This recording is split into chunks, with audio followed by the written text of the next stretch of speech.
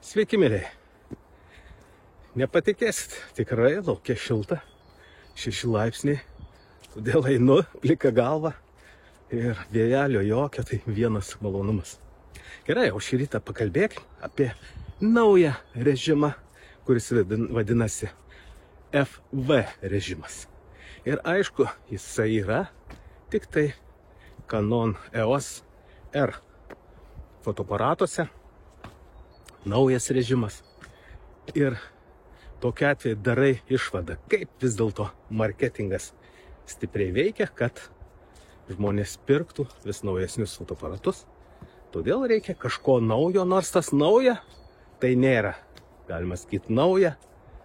Iš esmės viskas tas pats. Taigi pakalbėsim apie tai, o dabar priminsiu, būtinai paspauskit laiką, būtinai prenumeruokit, mėlyje, būtinai paspauskit skambutį, kad nepraleiskit tų video, būtinai pakomentuokit po 4-5 žodelius, būtinai užduokit naujų temų, tai bus ir man paprasčiau sugalvot, ką jums pasakyti, padiskutuot, tiesiog mintimis pasidalint, taip lengviau mokytis mums visiems. Na ir tikiuosi bus įdomu, todėl žiūrėkite iki galo, aš tad būsiu ir taip pat už tai jums dėkingas. Kągi, mėlyje, štai toks yra FV režimas, apie M režimą jau mes kalbėjom, dabar laikas apie tokius pusiau automatinius režimus. Nikonistai greičiausiai jo nematė, gal net nežino, o kas žino, tai turbūt irgi ranka galbūt numojo ir galvoja, kam toks reikalingas, jeigu suprato, apie ką tai eina kalba. Taigi, mėlyje, aš niekada nesu prieš kažkokius naujus režimus, prieš kažkokius nustatymus. Aš manau, kad kiekvienas mes atrandam savo ir taip mes fotografuodami jaučiamės gerai. Svarbiausia, kad būtų atliktas darbas laiku, gerai ir būtų padaryta kokybiškai. Taigi pasirink, kokį tu režimą turi arba kokį nori režimą pasirinkti, tai yra visiškai tavo reikalas. Svarbiausia, kad suprast, kaip jie veikia. Mes apie M režimą kalbėjom, svarbiausia supratom, kaip su juo galima tiksliai nustatyti, bet pakankamai lėtai. Ir kažkas sako, aš M režimu fotografuoju visada ir viskas, žodžiu, man tai yra pats geriausias, pats tiksliausias ir aš pritariu, nes taip iš tikrųjų ir yra. Žmogus pasirinko tą režimą, nes jo žanrui tinka. Jį tinka fotografuoti ramiai, tai ką jis nori ir panašiai. Bet vos tik jo paprašytum fotografuoti kokį reportažą, kur reikėtų šiek tiek greičiau pasisukioti ten arba šventinę kokią progą. Ir tada supranti, kad jau su M režimu kur kas sudėtingiau. Sudėtingiau, nes reikia jau perstatinėti greičiau ir taip toliau. Bet vėlgi, tas pats įpratęs žmogus, profesionalus, jau jis prie M režimo įpratęs, žiūrėk, jisai prasisuks ir su tuo M režimu. Taigi, nėra to blogo, kas nešėtų į gerą. Todėl kiekvienas režimas gali atitikti tavo poreikius ir juos reikia išnaudoti. Bet kad sakysi, o tai kaip, kurį pasirinkti, ar ne? Mėgėjas ypač, tai natūralu, čia tiek tų režimų. Aš pusę tų režimų turbūt išvis išbraukčiau, kaip sako, išmeščiau. Jų nereikalingų pasirinkčiau turbūt pagrindinius 3.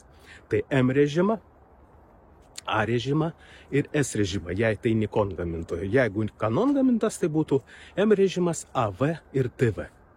Dabar dar atsirado, kaip aš sakau, FV režimas toks. Tai čia yra pas Canon gaminta. Nikon gamintas tokio neturi, gal kažkas panašaus į senąjį P režimą. Tai P režimą turi ir tas pats Canonas. Tai atrodytų klausimas, kam dar šitas reikalingas? Žinom, kad AV režimas pas Canoną yra toks pats, pas Nikoną yra A režimas, jisai reguliuoja diafragmą, visą kitą padaro už mumis fotoaparatas. Tai yra puikus režimas, kuriuo aš dažniausiai ir naudojuosi. Toliau yra toks TV režimas, pas Nikoną S režimas. Štai šis režimas, kuriuo mes reguliuojam išlaikymą, o visą kitą padaro automatiškai. Fotoaparatas viską pakeičia automatiškai. Prisitaiko, galima būti taip. Taigi, o atsiradęs dabar dar ir FV FV režimas. Tai kokį stebuklą jisai dabar daro, ką jisai mums daro ir palengvina. O palengvina vieną paprastą dalyką. Tiesa, F režimas tai galima būtų pavadinti taip. 2 viename. O kas tie 2 viename yra? 2 viename tai būtų AV ir TV režimai 2 viename. FV režime. Įsivaizduojat? Štai kas padaryta. Tai kokia tada iš to nauda, ar ne? Nu kas tada tau iš to? Bet palengvinimas toks, kad tau nereikia perjunginėti šitų 2 režimų tarpusavy. Tarkim, jeigu tu reguliuoji diafragmą, nutarei pareguliuoti išlaikymą, tu gali reguliuoti išlaikymą. Ir visa kita pasiderina, fotoaparatas priderina pagal tai, ką tu reguliuoji. Jeigu reguliuoji išlaikymą, tai jis reiškia, nustatys už tave diafragmą ir jautrumą ISO. Jeigu tu nutarei reguliuoti diafragmą, tai jisai už tave pareguliuos išlaikymą ir jautrumą. Tai yra ISO. Štai ir viskas, kas yra tame režime. Tai ką su juo mes galim dabar fotografuoti? Viską tą patį, ką ir fotografuodamo, jeigu fotografavot su tuo pačiu AV režimu. Arba TV režimu. Viską tą patį. Mums svarbiausia suprast, ką tie režimai mums duoda. Pradėjom praeitoj pamokoje apie M režimą, dabar pakalbėkim apie tuos pačius AV ir TV. Pas Nikon tai bus A ir S režimai. Taigi, ką su jais, ką mes galim fotografuoti. Jeigu, kaip kalbėjom, M režimu mes fotografuojam tiksliai, bet pakankamai lėtai, nustatyti galima tikrai gerą ekspoziciją, kad nebūtų nuotraukos per tamsios ir nebūtų nuotraukos per šviesios. Taigi, su AV režimu arba TV režimu mums aparatas duoda paklaidą dažniausiai. Ir tenka pasinaudoti expo korekciją. Pasidomėkit, tokia yra expo korekcija, kuri mums padeda nuotrauką šiek tiek pakoreguoti. Būtent prieš fotografavimą. Padarius kadrą mes matom, kad nuotrauka galbūt šiek tiek šviesoka, mes su expo korekcijos pagalba galima šiek tiek patamsinti. Ir taip atsiranda detalumas, ypač labai šviesiose vietose. Arba atsiranda spalva išblyškusiose spalvose. Jeigu patamsinu, žinom, kad nuotrauka tai yra spalva sodrėja. Ir tokiu atveju mes galime išnaudoti expo korekciją, kad pagerintume detalumą. Taigi dabar lyginant M režimą, AV režimą arba TV režimą, su kuriuo mums geriau fotografuoti. Viskas, ko gero, mes turėtume atsakyti į klausimą savo. Ką mes fotografuojam, ką mes mėgstam, koks žanras yra. Labas šitas. Taigi, koks žanras mūsų fotografuojamas. Ar mes iš vis galbūt komercijoje fotografuojam kažką, ar tiesiog vaikštom po gamtą ir fotografuojam gėlytes, nežinau, tiesiog gamtą, grožimės gamtą ir fotografuojam. M režimas būtų turbūt idealiausias tokiu atveju, mums niekur skubėti nereikia. Pasimei dar trikojį, aparatą užsidėjai, nusistatei kompoziciją, nusistatei tai, kas tau reikalinga, ramiai, dairaisi arbatėlę, geri įkvėpi, gryno oro savo ir fotografuoji su puikiausia, geriausiais nustatymais, tai yra M režimas, nuotrauka kokybiška, detali ir taip toliau. Bet vos tik tai mes nutarėm pereiti į komerciją ir galvom fotografuoti reportažą. Tai yra kokia nors šventė, proginė šventė, kai mums kartais reikia pabėgioti prie vienų, prie kitų žmonių, prie svečių, dar kažkur. Žiūrėk, jau mums laiko perstatinėt aparatą kaip ir pritrūksta. Kodėl pritrūksta? Todėl, kad kiekvienoje vietoje mes tampam arba gaunam kitą apšvietimą. O tokiu atveju mums reikia režimo, kuris mums padėtų aparatą nustatyti. Jeigu mes kažkokį pasirinkę nustatymą patys reguliuojam, tai kitus 2 nustatymus mums padeda reguliuoti fotoaparatą. Tai dabar galvom, ar tas FV režimas mums tikrai gali padėti? Galbūt gali. Jeigu ten tikrai toks, judesys dinamiškas vyksta, čia pat sėdi, čia pat jau šoka kažkaip ir panašiai, iš tikrųjų jisai mums gali padėti. Mums nereikia persijunginėti iš AV režimų į TV režimą, pas Canon gamintoje, pas Nikon gamintoje, tai būtų iš A arba S režimo, ar ne? Kada šitos režimus perjunginėt, sakysi vėlgi. Jeigu pamiršai, priminsiu, kad A režimu, AV režimu reguliuojam diafragmą. Diafragmą mums reguliuoti yra labai svarbu, kada mes fotografuojam žmonės, portretus, kai norim, kad fonas lietus. O reguliuojant TV režimą, mes reguliuojam išlaikymą. Tai reiškia, mums yra labai svarbu greitis, judesys. Ir ar parodyti žiūrovui, kaip juda greitis, koks yra greičio įspūdis, ar bijodami mes reguliuojam išlaikymą, kad nebūtų sujudėjusių nuotraukų. Ne tik dėl to, kad rankos tavo dreba, o dėl to, kad šoka žmonės, galbūt judesys kažkoks vyksta. Todėl mes turim galvoti apie išlaikymą, nes kitu atveju mes turėsim daug sujudėjusių žmonių, nes jie juda, šoka aktyviai. Taigi, FEV režimas atrodytų kaip ir turėtų padėti, nes mes galim greitai pereiti, reguliuoti vieną ar kitą ratuką, kuris reguliuoja, vienas iš jų reguliuoja diafragmą, o kitas iš jų reguliuoja išlaikymą.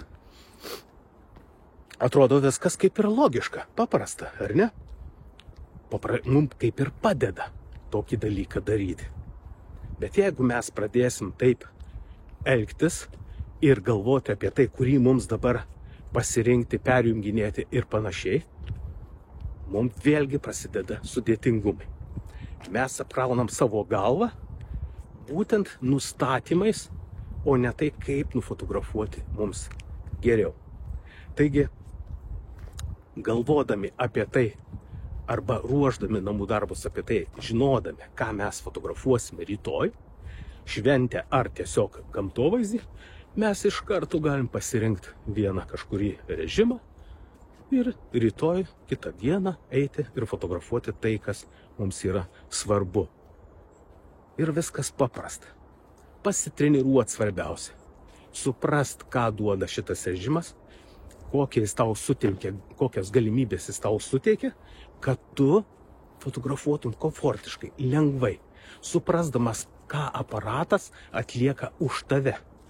Ir kai tu tai supranti, viskas vyksta kur kas greičiau, paprasčiau ir žiūri, kad tų papildomų kažkokių dar režimų, kurie yra būtent dėl daugiau komercijos, reklamos, tam, kad būtų perkama ir taip toliau, nieko jie daugiau neverti, nes daugiau jokios vertės tau kaip ir nepriduoda, nes pakankamai užtenka 3 pagrindinių režimų fotoaparate ir viskas.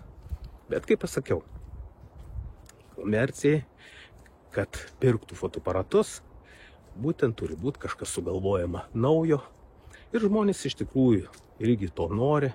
Jei perka, tai galvoja apie tai, kad geriau nusipirksiu naują fotoaparatą, jame daugiau ten funkcijų kažkokių ir panašiai, kad jis jų nenaudos, kad jos bus nereikalingos. Tai nesvarbu, bet už tai aparatas bus ilgam ir taip toliau ir panašiai.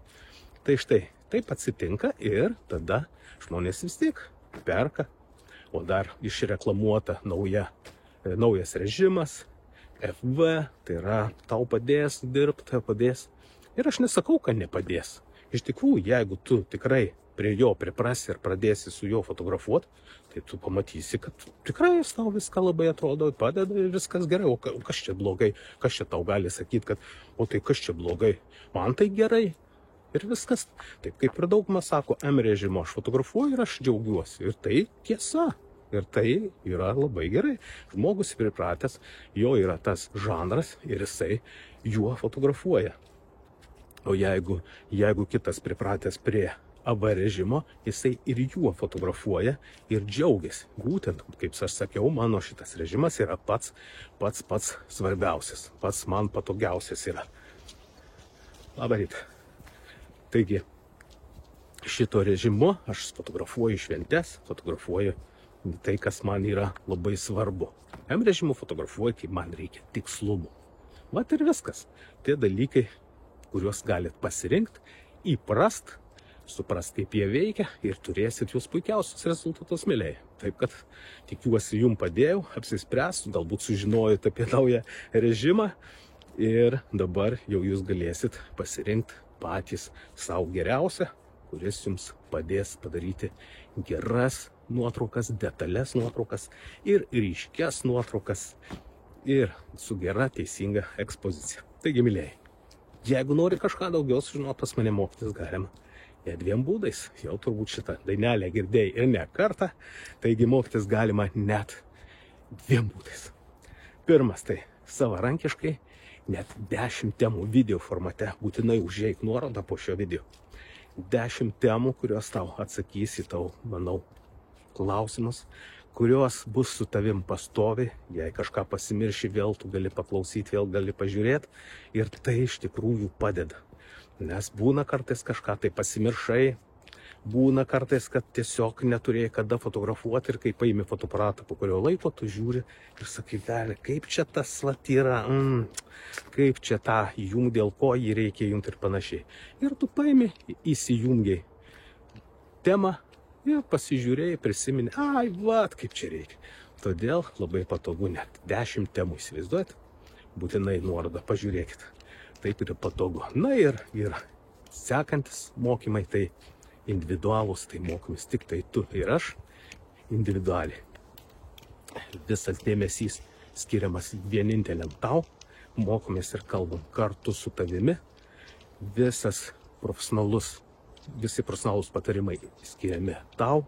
Čia pat tu gali klausti, jeigu kažko nesupratai. Klausti, kad tik tai būtų aišku, apie ką eina kalba.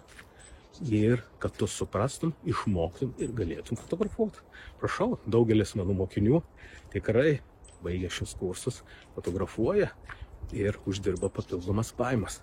Man tai yra iš tiesų smagu matyti, smagu žiūrėti, kaip jie dirba, kokios jų nuotraukos, kaip pavyksta, kaip jie supranta, kaip veikia objektyvai, kaip gauna rezultatą. Tai iš tikrųjų labai smagu. Nuoroda taip pat yra po šio video, būtinai pasižiūrėk. Būtinai perskaityk, jeigu kyla klausimų, būtinai parašyk man, kad aišku būtų. Na, o jeigu kam įdomu dar įsigyti fotoaparatą, naują ar naudotą, nesvarbu, tai yra nauja paslauga tokia, kurios pagalba aš padedu įsigyti, apžiūrim, patariam, išsiaiškinam, ko tau reikia. Tai tokia puikia konsultacija, kad nepraras tau pinigėlių įsigijus kažkokį brangų aparatą ir paskui suprantant, kad galbūt tokio ir nereikėjo.